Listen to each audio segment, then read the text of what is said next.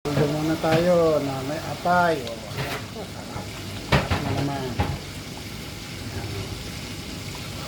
Apay ng manok.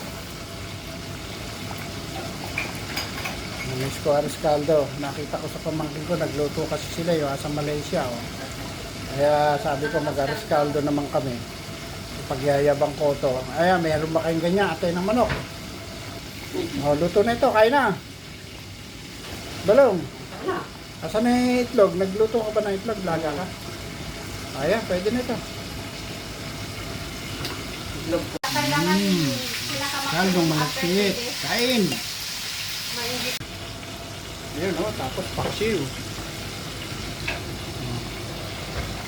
Ano yung tawag dito? Talakitok ba yung sabi ni Kwan? Talakitok yan po yan. Ayun o, sarap niya no. Talakitok. Dami, 1 gram na talakitok binili ko. Talakitok yan?